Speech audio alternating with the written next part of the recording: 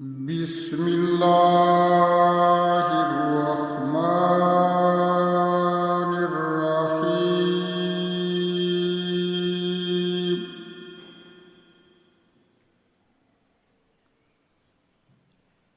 ألف لام را تلك آيات الكتاب الحكيم.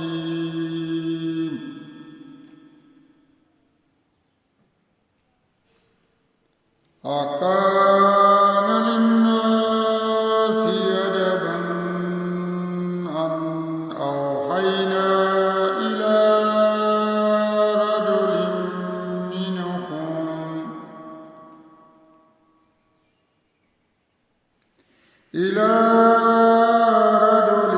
منهم أن أنذر الناس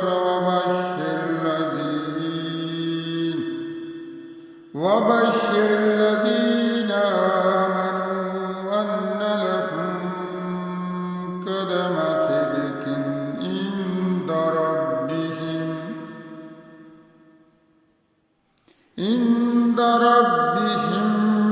قال الكافرون إن هذا لساحر مبين.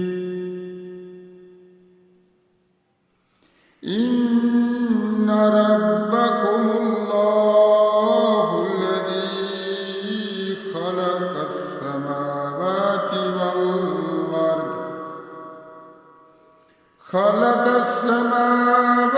والأرض في 6 أيام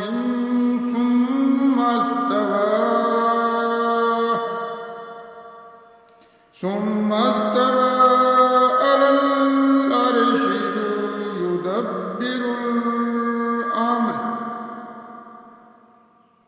يدبر الأمر ما من شفيع إلا من بعد إذنه.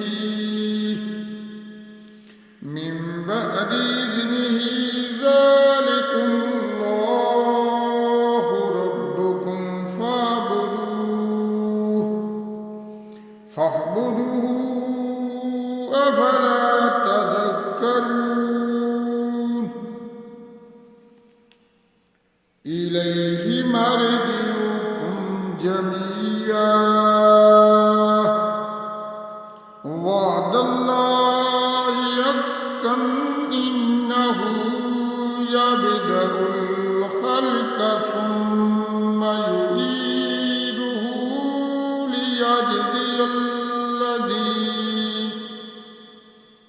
ليجزي الذين آمنوا وعملوا الصالحات بالقسط والذين كفروا لهم شراب من حميم وعذاب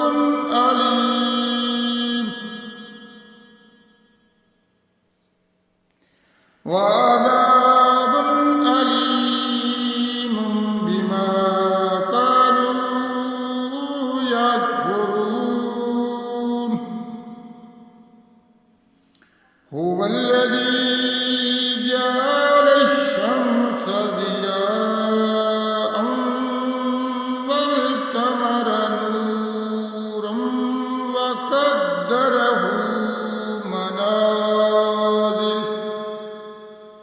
منازل لتعلموا عدد السنين والحساب.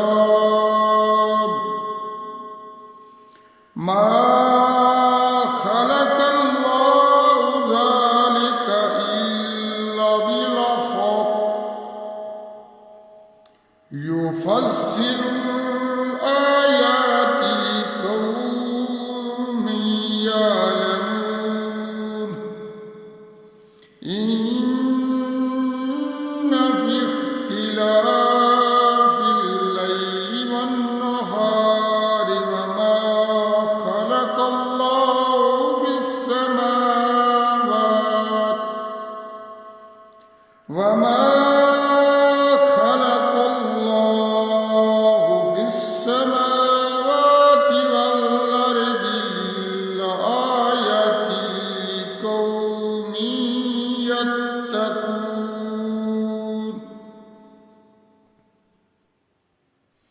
إن الذين لا يرجون لقاءنا ورضوا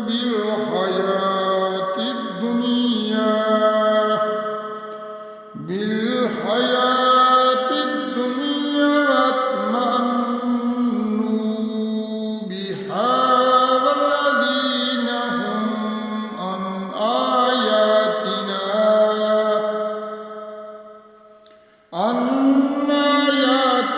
غافلون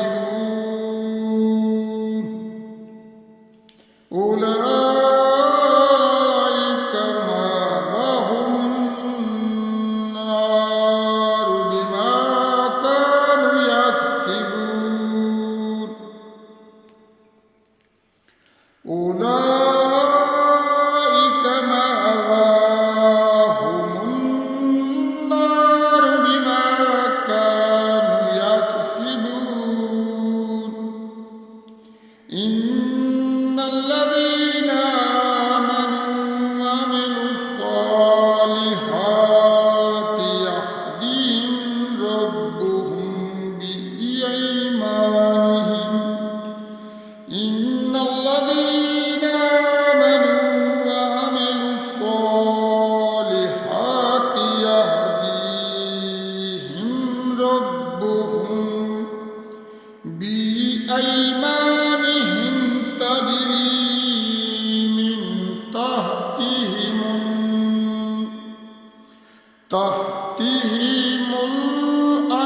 الأنهار في جنات النعيم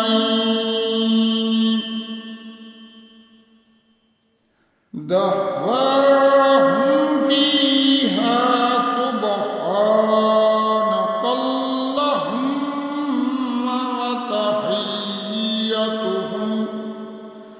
وتحيتهم فيها سلام وآخر دعواهم أن الحمد لله رب العالمين أن الحمد لله رب العالمين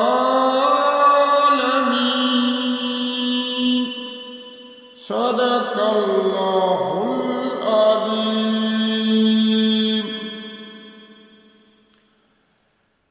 اے سب جہانوں کے مالک ہمیں معاف فرما اور ہمیں دن رات قرآن کریم پڑھنے سمجھنے اور اس پر عمل کرنے کی توفیق عطا فرما۔ اے ہمارے خالق، تمام مسلمان مردوں اور عورتوں کی حفاظت فرما۔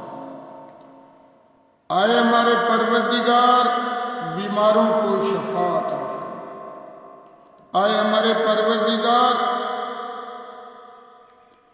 جو میرے بہن بھائی پریشانیوں مصیبتوں میں گھیرے ہوئے ہیں، سب کی پریشانیوں کو دور فرما۔ اے ہمارے پروردگار، ہمیں ظالموں کے ظلم سے بچا۔ اے ہمارے پروردگار، ہمیں نوسر بازوں سے محفوظ رکھ۔ اے ہمارے پروردگار، مظلوموں کی مدد فرما اور ظالموں کو ہدایت فرما۔ اے ہمارے پروردگار، جو لوگ بے گناہ قید خانوں میں بند ہیں، انہیں رہائی عطا فرما۔ اے ہمارے پروردگار، بے روزگاروں کو اچھا روزگار عطا فرما۔ اے ہمارے پروردگار، بے اولادوں کو نیک اولاد عطا فرما۔ اے ہمارے پروردگار، ہمارے بچوں کو علم دین کی دولت سے سرفراز فرما۔ اے ہمارے پروردگار، جو لوگ محنت کرتے ہیں، بھلائی کا کام کرتے ہیں، دوسروں کو فائدہ پہنچاتے ہیں، اے ہمارے پروردگار انہیں دنیا میں بھی کامیابی عطا فرما اور آخرت میں بھی۔ اے ہمارے پروردگار تمام مسلمانوں کی حفاظت فرما۔ اے ہمارے پروردگار ہمارے ملک پاکستان کی حفاظت فرما۔ اے میرے پروردگار